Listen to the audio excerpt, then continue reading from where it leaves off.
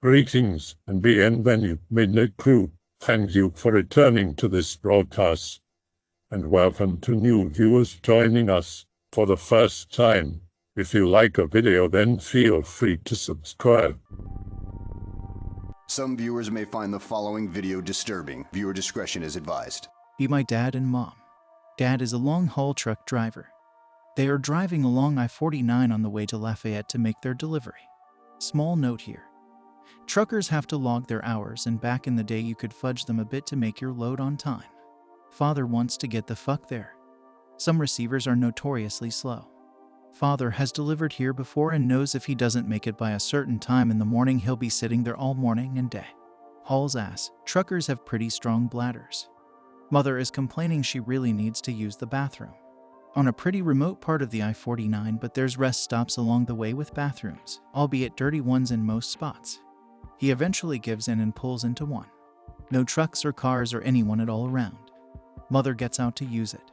Father waiting in truck. He'd go with her if there were any others around just to be sure. Father doesn't carry a gun, just a crowbar behind the seat. The cabs have air ride seats which are pretty comfy honestly. He just idles the truck and updates his logs. Mother comes back and hops in the cab. Dad is finishing his logs. Out of nowhere this. And these are his words: drug fiend from hell jumps on the co-driver door and bangs on the windows. Completely naked, screaming unintelligibly. He fucking floors it, which is tough to do when you have to jam through that many gears. What he recalls he thinks was a female climbed from the steps of the truck and onto the top of the front of the cab, licking the window and banging on it. He tries running the windshield wipers and sprays washer fluid to get her off. She persists. They are in the middle of nowhere at 2 a.m. and this woman came out of nowhere. He ends up getting to speed and starts slowly weaving the truck around. A 53-foot trailer behind you makes it hard to maneuver. Dad climbs to over 60 miles per hour and eventually this entity just flops off of the truck and rolls off what he told me assumed was her death and dismemberment. Even my mother can recount this story to a T every time. Second story here. I am not sure how familiar X is with the term lot lizard, but they're pretty much working girls who prowl around truck stops for tricks with lonely truckers. My father brought me for a trip while I was on summer break. Me and my dad ran out of hours, had to stop at a pilot truck stop. I was hungry and had to piss really bad. Think I was 6 or 7 at the time. We needed showers as well as we were on the road for 2 days without one. We pull in and there's almost no parking, so we have to park way near the back in what isn't technically parking but an overflow spot. We go in and eat, shower. After that we are walking through the parking lot, and at that age I didn't know shit about sex industry, but there were lizards everywhere. Dad puts me to bed in the top bunk so he can do his logs and crash for the night. CB radio is still on. Usual bullshit. My dad leaves it on because it's entertaining. Safe to say these lizards buy them just to advertise their services. Switch to channel X, baby. Do you need some company? Dad usually turns it off, but that night he left it on for some reason. Start hearing some woman screaming on the main channel for truckers. She's screaming, Help me, help me. Who told you could fucking? Frequency goes dead. Other truckers start chatting about it on the frequency, trying to figure out which truck it is. Dad turns the CB off. Never heard what came of that, but it was basically some other trucker kidnapping. Assaulting divided by murdering a woman, and she got hold of the talkie to beg for help. She never came back on the frequency, and the police did not show up or anything, and it was the only truck stop around. Alright, I have another one. Be me with Dad and truck. Dead of winter. Near Christmas time. Taking a load from Winnipeg, Manitoba to Toronto. Load of frozen chickens if I recall correctly. Most of what you have to drive through is straight road until you hit northern Ontario. We stop at a Husky truck stop for a bite in Nipigon and check the weather. Huge fucking snowstorm coming. I am around 14 at the time and have had a bunch of experience co-driving with my dad. At this time there's no Google or anything, plus we're in buttfuck nowhere with no signal as it is. There are 2 highways. Pick related, Highway 11 and 17. We have to decide which way we will continue to try to beat the storm which is coming from the west. We deliberate over our 7 p.m. dinner because we have to keep driving and make it where we're going. Our destination is North Bay. Then Toronto with a load will pick up after delivering in North Bay. At that time we had one of those Atlas yellow map books and were figuring it out that way. We both decide that the storm is going to move south, and although it was a longer route, we could avoid the storm and prevent having to stop on the side or, God forbid, jackknife and end up in the ditch. We chose Highway 11. Boy, were we wrong. About 150 kilometers up the highway, the storm catches up with us. It's such a bad blizzard that you cannot see more than 30 feet in front of you, and the lights of the truck just blind you further. At this point, we are doing 50 kilometers per hour, and we pass another truck who made the wrong decision maybe once every 30 minutes. We keep going. Road is extremely icy at this point, but my dad keeps it pretty straight as he's been doing this for 20 years. I'm watching very carefully on both sides for elk because they're fucking dumb and blind. Biggest threat to our trip there, but we couldn't just stop at that point. We were all in at that point, still doing around 50 kilometers per hour. And that's when it happened. From what I remember, I yelled, "Dad, dear." He makes a low groaning noise like, Ooh. Makes this unbelievably low angle swerve and just misses these two gigantic elk. There are bottom door windows on the truck. All I remember seeing were the antlers and the eyes of this gigantic beast. The antlers clipped the air cleaner and put a huge dent in it. The elk bucked back and somehow we didn't completely wreck. Air cleaner is pick related. After we both finish our mutual heart attacks, my dad says, Holy fucking shit. "Feelings mutual, Dad." We keep going at like 30 kilometers per hour at that point, and eventually the storm subsides enough so we can pull over and assess the damage. Just dented the air cleaner. If we hit that thing, we would have been pretty fucked over because there is absolutely no phone signal there, and if we hit it hard enough, the engine wouldn't run and we'd be freezing to death. Whatever entity it is that was watching over us that night sure proved it in that moment. We took the long way thinking it was the safe way. Sure as shit wasn't, but we heard the storm was even worse on Highway 17 and a couple of people died on the road that night. Safe to say, we made it where we were going. That's the life of trucking. To preempt my little green text, I'm a long-haul trucker. Been at it for years and seen and heard just about all the shit you can think of. Driving across the states is full of weirdness and it changes you. I've pretty much become dependent on caffeine pills, cigarettes, and whiskey. Be me, about 6 years ago. I've been driving for a while now. Talk to more seasoned truckers about the road. Hear stories of travelers. Figures, cars, animals that seem to appear over and over again on long hauls. Always the cliché, black dog, but there are others. One old-timer, still driving his original late 70s Mack truck, claims he sees an old F-100 in every state, always going the other way. Always ways before a storm arrives. I never thought much of it. Just shit guys come up with to pass the time, right? On a particularly long drive across 20 in Texas. Still 300 miles from Abilene. I see a figure out in the scrub. It's like a shadow, watching from the side of the road. Cloaked from head to toe, no discernible features. 10 miles further down the highway, I come across a wreck.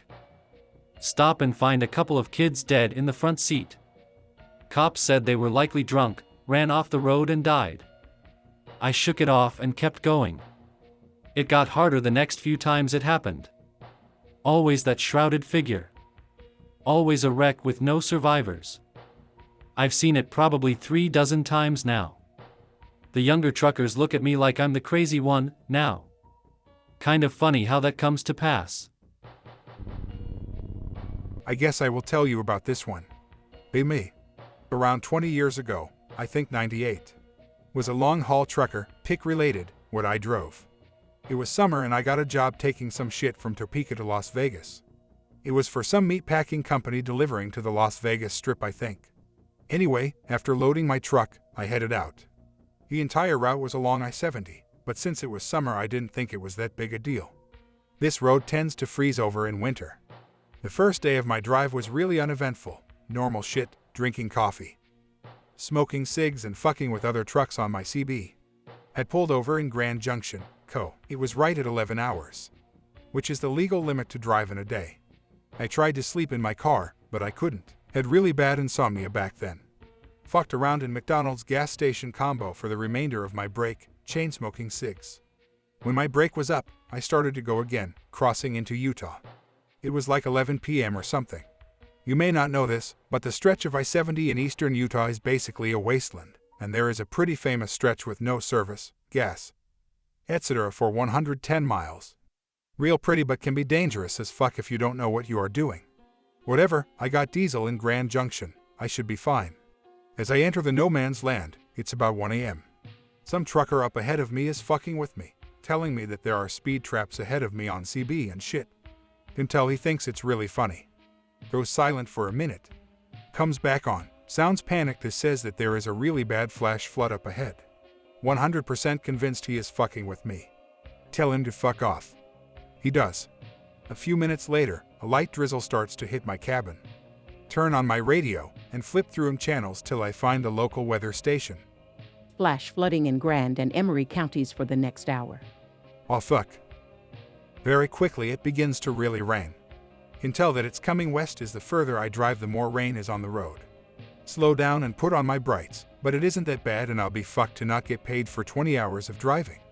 My heart starts to race as I probably haven't slept in 48 hours and I'm pretty much 100% running on caffeine.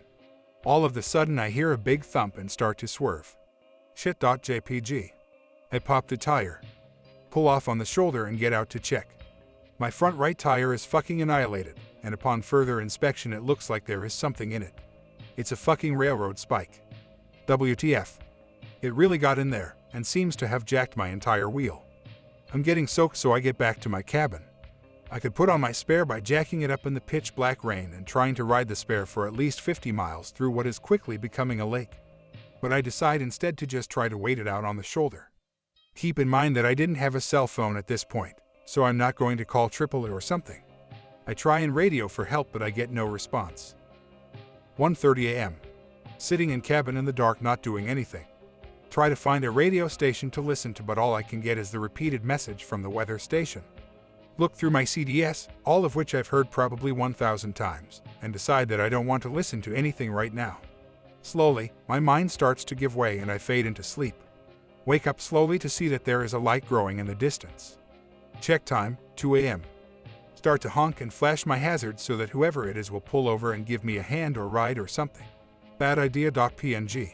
I slowly regain my cognitive abilities and realize that whatever the fuck this isn't on the road. Straight ahead of me, pretty far off, but the road made a bend. Also, it's moving a lot slower than any car should be on the interstate. Try to make out WTF it is but can barely see through my wiper blades. It's getting closer. Start to see the light bobbing up and down. Comes in focus, and I can see what looks like an old Asian man in a polo cut shirt and khakis holding one of those big camping spotlights. Walks up to my door and starts to knock on it. I open it. Do you need any help? He asks me, absolutely drenched in rainwater. Yeah, if you could that would be great. Come out and follow me.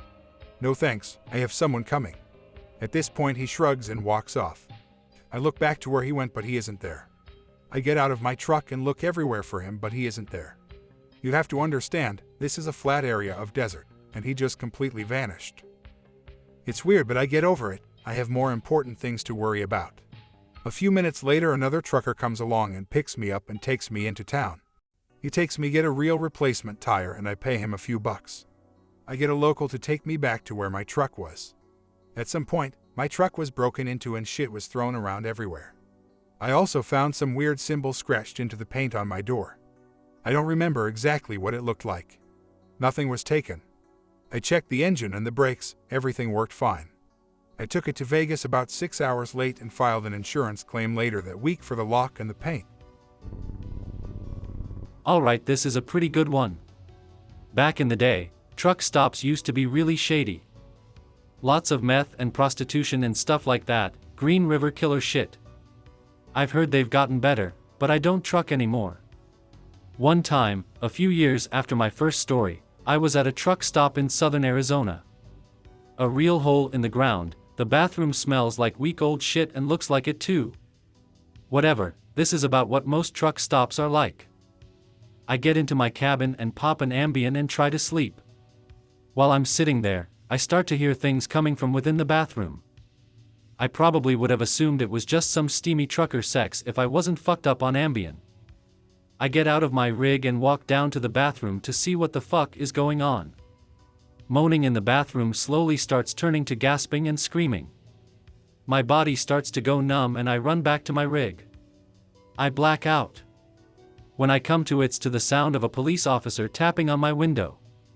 Turns out some trucker had killed a hooker in the bathroom that night and some other guy called the cops because of the screaming. The entire place was cut off with police tape. They asked for me to give a testimony but dismissed me because I was under the influence, I guess. I'm just glad that I didn't go into that fucking bathroom, man. 16 months, 19,000 miles. That's how long I have been a long-haul trucker in the USA. Tall tales you hear about these haunted roads. Donner's Pass, Dead Man's Road are some of the more well-known ones. Then there are the things one mentions for fear people will call the company you work for and have your sanity called into question. The following posts are my personal stories. December 2013, fresh out of training on the truck and getting a company truck with a friend of mine, our sights set on money. My grandparents got me a CB radio as an early Christmas gift since it was unlikely I would be home for the holidays. I installed it myself. It's easy: red wire to red hole, white wire to white hole, the big black wire to the only slot it could go in. After tuning it, I set the channel to 19 out of 40, which seemed like a good spot. Our first load was Fontana, California to Salem, Oregon. As we passed Weed, California, it was night. Road 100 fog covered the road, almost unable to see. I saw a rest area with parking, so I pulled over. I went to take a leak that I had held in for several hours. As I exited, the fog had gotten more dense and thick. I was happy to drive in this shit. As I got to my truck, I heard a hum almost like a woman had a song stuck in her head and wanted to share it with the world. I turned there between the restrooms in front of a tree, and there was a woman in a white dress.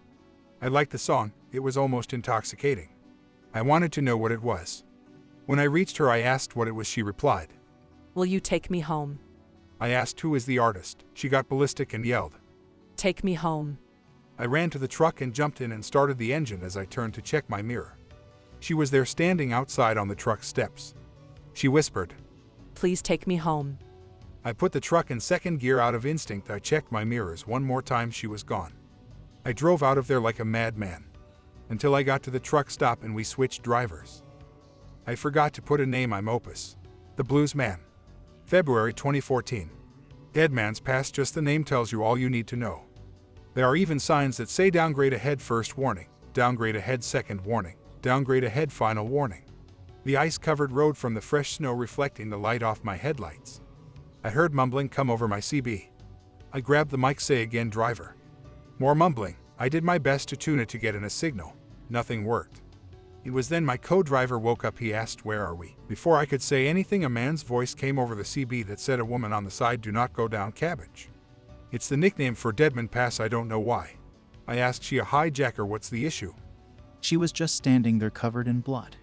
"Dude, she's probably injured. What's the mile? She might need help." We thought the same thing, but her clothing looks like a colonial, and asked if she needs help. She came at us with a meat cleaver. "If you want to take the risk, have fun, driver."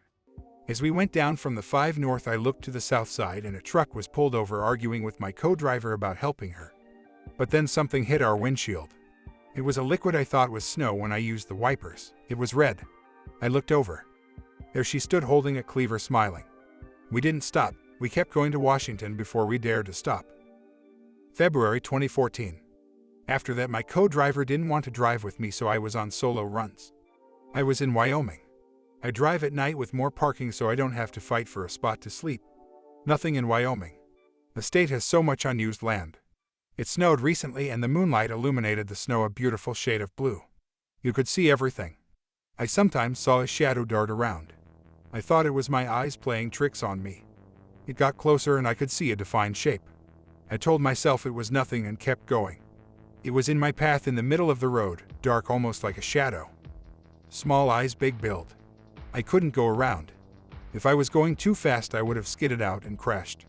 I said sorry and ran it. The figure turned to mist, a voice next to my ear, "No, you're not." I stopped, pulled over and checked the back. The knife I keep on my drawn reed, nothing was there. I got out and checked the spot where it was standing. No blood, just 2 feet prints bigger than my size 10. I ran to my truck, checked the back and drove off. I got to the truck stop and a driver came to me and said in a calm voice, "You saw it, didn't you, the shadow man?" I stuttered, "What are you talking about?" Don't worry, driver. A lot of us have seen those small eyes. There's a reason we don't drive Wyoming at night. He left and didn't even look back. I'm standing there smoking my pack of cigarettes outside my truck. Another driver came up to me, pale white like me. Asked me for a smoke. I said big dark shadow, small white eyes. He stopped smoking and looked over to me. The fear in his eyes, he said to me, "No, you're not." May 2014. Springtime, no more snow for most of the country. Wyoming had its fair share of random snowstorms, but Wyoming can go screw itself. I was in Idaho headed to Utah. Just a few more miles, I said to myself, then I can sleep. I checked the time, 21:37, and I'm having a great time. The fog was off and all night, not heavy, just enough to wisp around the road. My MP3 died, so I had to make up my own music, as the only radio stations I found was new music I hate. I heard a song like another semi was pulling next to me with the best speaker system ever, but no one was there. It didn't get louder. It stayed the same volume. I checked my MP3 player and it's still dead. I checked the radio to turn it up, only to remember I turned it off. The song, I could hear words in a different language from all women, like a church song to praise God. I looked around at nothing but fields and fog on my right. When I looked to my left for a moment, I saw a woman made out of fog. Her hair down her back, floating, a light blue dress, 2 straps over both shoulders. Her eyes stood out the most, ice blue. Her song became English. "Come to me, children. Come home with me. Follow my voice home. Come with the man with a black cloak. Don't make me chase you." I was scared. I kept going. I could see the light from the truck stop. I heard it again. I ignored it best I could, but the song felt like I was being drawn into it. When I got to the truck stop, I parked and got out to get my food. On my way back, I heard her voice. "Didn't I say don't make me chase you?" I turned the knife out, slashing at nothing. I felt a hand on my shoulder and an arm around my neck, not holding me tight, more like draped. "I'm over here." I turned and stabbed. Nothing but mist. Got to my truck and ate fast. I didn't sleep until the sun rose and the fog dissipated. That is the only time something like that happened. The rest of the posts are things I saw. This is all in a journal of mine, and I'm going in order. July 2014. Fuck July and every asshole with fireworks. Damn jackasses shooting the damn things at me. Going through Idaho is great, not many towns on the interstate until you get more west in the state. So many rednecks on the CB tonight, so I hit the scan button to see who else was on. So many people are yelling how America is the best country ever. A sound like mumbling static came over. I tuned it and it sounded official, like a police broadcast. "Attention all drivers on the 84, be careful, strange sighting of people have been sighted, and watch for game crossing the road, something has them spooked." I said to myself, maybe the fireworks have the animals spooked. As I keep going, sure enough, the game is running around crazy. What looked like a bear ran on the side of the road. I heard another broadcast. "All drivers on 84, do not stop at the rest area. If you are hearing this message, do not stop, conditions unsafe." Well, fuck, my logs are electronic, and if I keep going I will get a violation. What to do? I figured I will stay in my truck. I'd like to see a bear get me in here. The rest area came into view with red blue lights. Well, crap, I pulled over, not to sleep, just for my 30-minute break, when a cop comes over. "Why do you stop?" He asked if I picked up my logs and showed him. He said, "Fine, but you have to stay in the truck. I don't care if you shit your pants." I asked what's going on, and he said some poor family was attacked by a bear. I said I saw one a while back. He said, "Well, long gone now." I got going again. I saw a bear on the side standing as I got closer. It wasn't a bear, a big hairy man with long claws, hair matted and unkempt. He was hitchhiking. I kept going. I called 911 and told them where to go. I got a call later from an unknown number. Tattletale. Then it hung up. I called the cops again. They never found the man, just blood in a puddle where I said he was. September 2014. I hate Death Valley, freaking summer heat. God, why do people live out here in Bishop, California? Why would anyone live here? As I headed north on 395, I looked at my clock. Shit, I'm behind on where I want to go because I have time on the road, but the only place to stop is in Mineral, Nevada. That old mining town. I had to stop there. It was night. 234, small town, only 35 people live here, even more confusing than the Bishop. Only place for food was the bar across the street. I got my burger and Diet Coke back to the truck. As I got back, I heard people yelling at me about my hair being long. I ignored them. I got back, and as I looked out my windshield, someone darted past the front. I heard a knock at my door. I looked down at the kid and rolled the window down and asked where his parents are. He said, "I don't know, if you will help me find them." My gut told me tell the kid to fuck off. My mind said it's a kid, help him, so I grabbed my gun in case of animal or someone attacking me. I asked what they look like and he said Mom is beautiful and Dad's mean. I said that's helpful. Kid was really helpful. He said you sound like Daddy. I don't like Daddy. I told him, hey, you asked for help, kid, not me. He yelled to stop being Daddy or end up like him. I simply got back and locked the door and went to sleep. I don't have the time or patience to deal with this shit. When I got up around noon, I went to the bar to get food. It was just the owner and me. I asked the kid to find his mom. He stopped washing cups and came over and said repeat that, so I did. He said, boy, you best be on your way. I told him once I get my food I'm long gone. No, boy, you best leave now. That kid, he ain't a kid, he's a demon. His daddy was trucker. One night he snapped, killed his mother, then killed him. The man drowned in the lake. Now he kills truckers. I said it's far too early for me to hear this shit. I got my food and put that place behind me. As I left, I checked my mirror. There he was, the kid, just standing there. November 2014. I started training new drivers to get better pay, but they said no more FedEx Western Regional. I said find better pay. It was my student's first night drive and I needed to be awake for it. He's older than me, but he acted young. Former military, so he acts like I'm his co-driver. A lot of yes sir, no sir. Going west on 80 in Nevada, the truck hit the brakes and slowed a lot. I said, dude, don't do that. He said he didn't. It happened again. I said, dude, get us back to speed. You can't keep doing that brake thing for no reason if you are going to do it lightly. He said, it's not him, it's the truck. Sounds dumb, but they did give me a different truck, so could be a lemon. A third time I thought we missed something on the per-trip. We pulled into a truck stop, got out and looked around. He told my company they sent a guy to check it out. Of course, he's a dick about coming out this late. Couldn't find anything. Next day in Sacramento, California. I'm driving. It happened again. He said, see, not me. I pulled over at a truck stop and told my company we had to put it in a shop. For the next 6 days we were in a hotel, so many things happened. The brakes snapped and the clutch broke. They said they fixed it 2 days later in the yard as I got off the interstate. I thought we are here for new truck time. They gave me one and put it in their shop. 1 week went by. I heard that truck's brakes broke again. The driver lost control and didn't make it. He said my ankle keeps me safe here like overseas. He made us get rid of the truck before it killed us. I said, new brakes, it shouldn't have happened.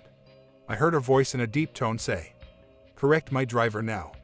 I turned nothing and he heard it too. White faces on us. I had him pull over, got out, didn't get back in for 20 minutes. Not long after that his training was done. He got off the truck. I learned all drivers he came in contact with quit or had truck failures. January 2015. Snow is everywhere, but what else would I expect? My new student sleeps in the back, nothing like a night in the snow. The light snow picked up. Universe, why do you hate me so? The ice on the road shows the plows aren't doing shit. Why don't we have asphalt that absorbs water? We were in Utah, headed south as the storm kicked up more. I woke her up, hey, I could use an extra set of eyes up here. She rode shotgun half dressed because I had the heat turned up high. As we got out of Springville, Utah, she asked to go back to sleep. I said sure.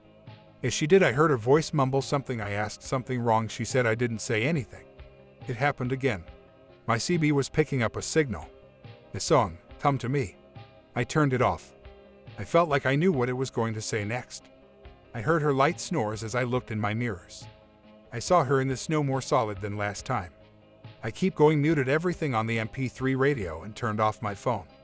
Every time I looked out my left side, she was there. I had enough. I woke my student again and told her to look out the window. She reluctantly did and saw her floating away from us, but was able to keep up.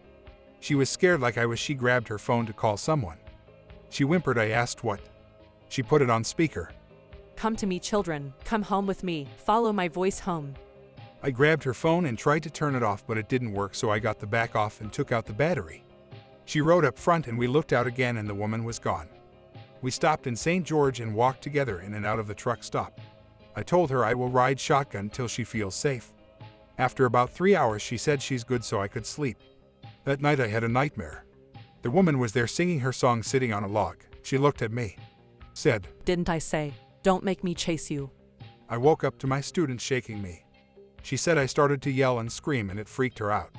I didn't sleep for a while and told my company we can't prevent food poisoning. I hope that you enjoyed tonight's broadcast.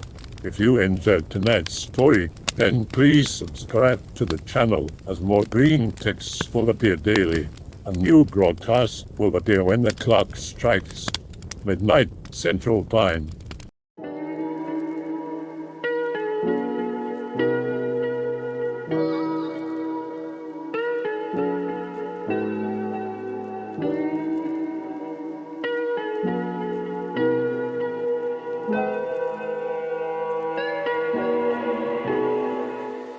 Remember to check out the Odyssey page in the description for a second archive of the channel's videos.